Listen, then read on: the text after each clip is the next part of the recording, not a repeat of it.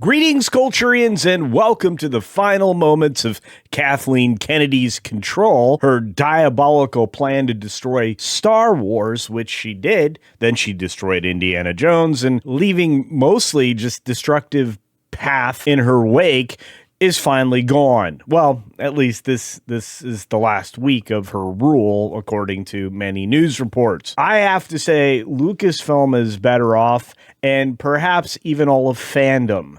It was a very bitter woman that took the reins of Star Wars from George Lucas, who she secretly seemed to resent and pass that on to the rest of us. The Force is female. It's also failed. By Kathleen Kennedy, we really wish we didn't know you. Here we go. So from our friends over at That Park Place, we have an amazing article written by Marvin yesterday, who I actually texted while he was writing this. And I'll just say it this way. Kathleen Kennedy officially leaving Lucasfilm as Filoni Baloney and Brennan take over and, well, they'll put their own soiling marks upon the Star Wars legacy. Does this close a troubling chapter? Of course it does, but it just opens the book on something else equally as destructive, I'm sure. This is a fitting image of Kathleen Kennedy standing in front of a bloody acolyte, which essentially was the last straw for most fans, and I can't blame them. The article says Kathleen Kennedy is officially leaving Lucasfilm. For real this time, bringing an end to her 14-year reign of terror under Disney. This confirms a recent rumor by Puck News, which we all kind of bought into and reported on because we knew this was coming to an end. It's been reported on for the better part of 10 months, and the reason and the timing has been reported on as well. The announcement confirms that leadership transition will be exactly what Matthew Bellany over at Puck said, and you've got Dave Filoni Baloney and Lying Brennan. The newly established dual leadership structure will, well, be led under those two persons, I guess. I hate to say the words leadership because Filoni Baloney is essentially just made a mockery of what already existed. And despite a lot of places reporting that he was essentially an apprentice to George, nothing could be farther than the truth. In fact, there have been some folks that worked at Lucasfilm well before that have basically called that out. Now, while the industry trades have emphasized continuity and stability, Kennedy's departure also invites a harder, honest look at what Star Wars became during her time in charge and whether or not the franchise is realistically positioned for any kind of recovery. You all know my position, and you'll get further definition of that in future videos in the next day or so.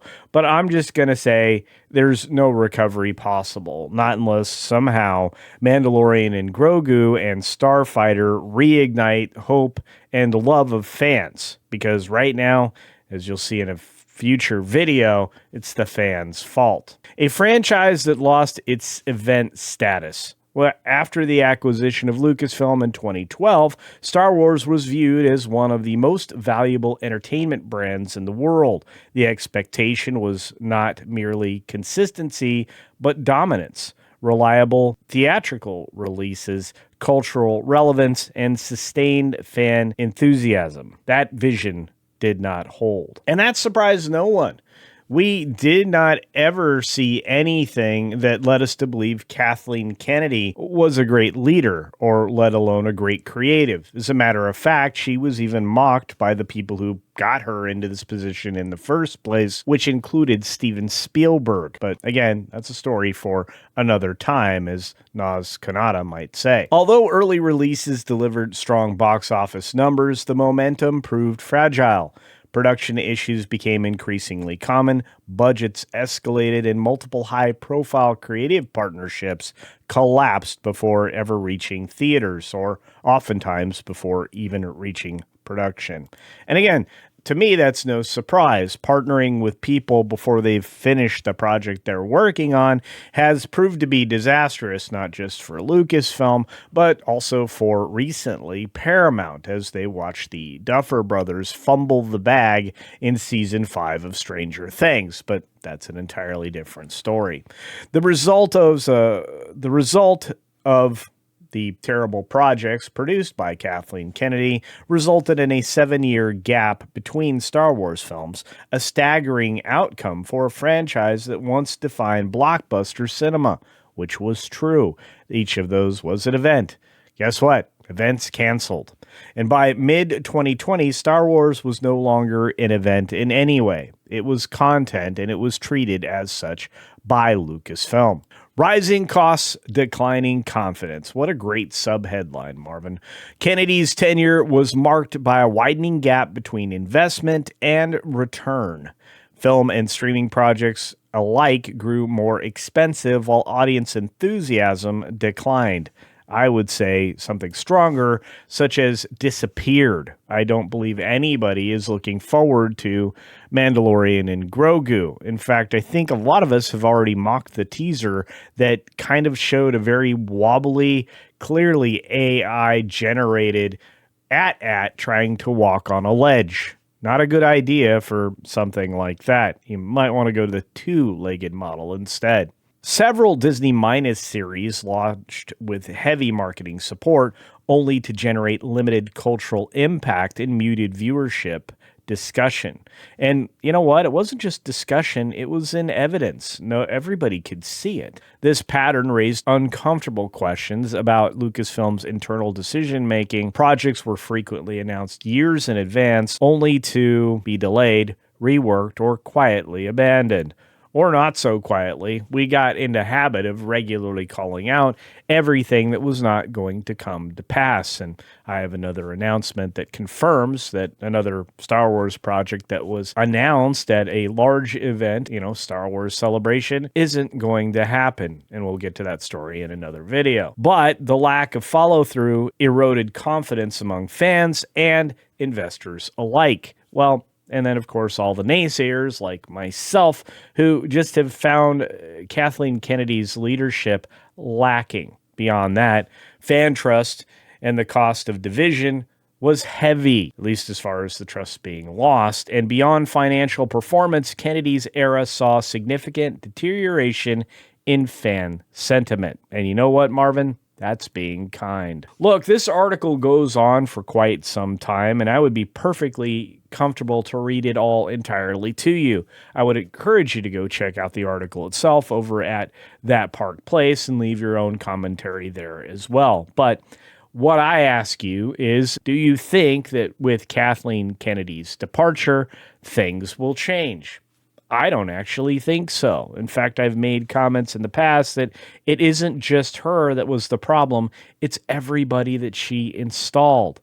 The leadership shift is definitely going to reflect a lot of internal concerns, but at the same time, you still have all of those same people that Kathleen Kennedy installed, all those sycophants who are just there to force DEI storylines and feminist talking points. And if you don't think the force is female anymore, I doubt you work at Lucasfilm. Regardless, those are my thoughts. What are yours? Do you see a change coming to Lucasfilm beyond just the superficial leadership? Do you think that Dave Filoni has it in him to deliver at least one thing that doesn't have Ahsoka in it? Do you think that the co-leadership and the lying Lywin, whatever her name is, or their name is, do you think they have something that we didn't know about in the past and that's why they're being elevated to this position? Or do you think they're just there to be window dressing on a position that, maybe didn't need to exist in the first place? And finally, let me ask a question that I think a lot of you might be able to or want to answer. Where the heck is Jon Favreau, and why is he not running the Lucasfilm studios? That's a good question, and one that I can't even figure out an answer for, other than maybe he turned them down.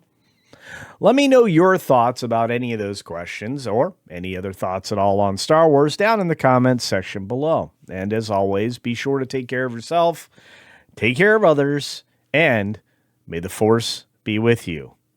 Always. Just not with Disney.